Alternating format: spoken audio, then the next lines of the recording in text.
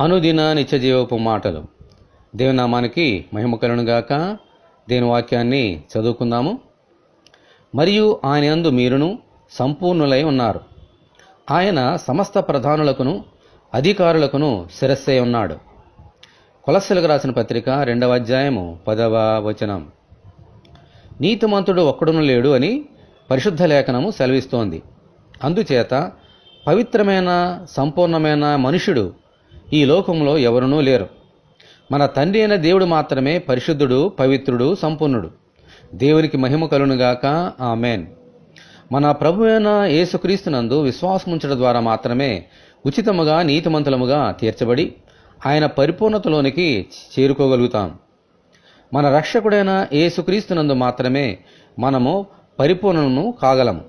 ఆయనకు వేరే ఉండి మనమేమీ చేయలేము, ఫలించలేము. ఆయన సమస్తమైన అధికారమునకును సంఘమునకును శిరస్సే ఉన్నారు. ఆమేన్.